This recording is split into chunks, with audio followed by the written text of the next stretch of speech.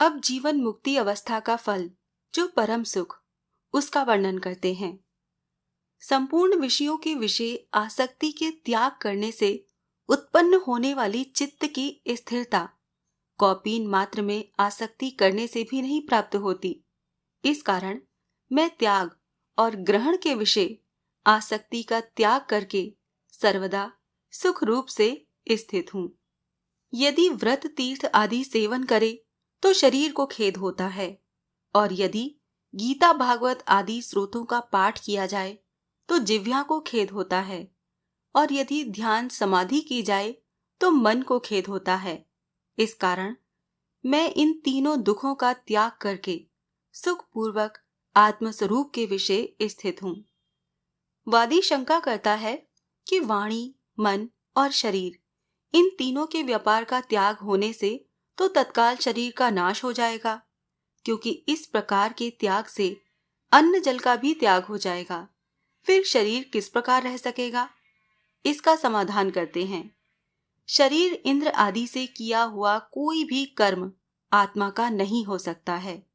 इस प्रकार विचार कर जो कर्म करना पड़ता है, उस कर्म को अहंकार रहित करके मैं आत्मस्वरूप के विषय सुखपूर्वक स्थित हूँ। फिर वादी शंका करता है कि या तो कर्म मार्ग में निष्ठा करें या निष्कर्म मार्ग में ही निष्ठा करें। एक साथ दोनों मार्गों पर चलना किस प्रकार हो सकेगा? तब गुरु कहते हैं, कर्म और निष्कर्म तो देह का अभिमान करने वाले योगी को ही होते हैं, और मैं तो देह का संयोग वियोग दोनों को त्याग कर सुख रूप स्थित हूँ।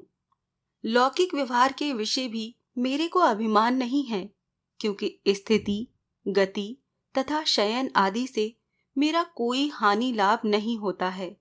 इस कारण मैं खड़ा रहूं या चलता रहूं अथवा शयन करता रहूं तो उसमें मेरी आसक्ति नहीं होती है, क्योंकि मैं तो सुखपूर्वक आत्मस्वरूप के विषय स्थित हूं। संपूर्ण प्रयत्नों को त्याग करके शयन करूं तो मेरी किसी प्रकार की हानि नहीं है, और अनेक प्रकार के उद्यम करूं तो मेरा किसी प्रकार का लाभ नहीं है। इस कारण त्याग और संग्रह को छोड़कर मैं सुखपूर्वक आत्मस्वरूप के विषय स्थित हूँ।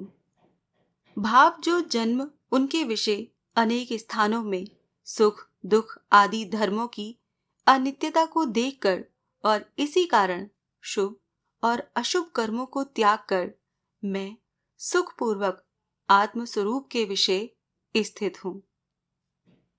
13वां अध्याय यहाँ संपूर्ण होता है। ओम नमो भगवते वासुदेवाय।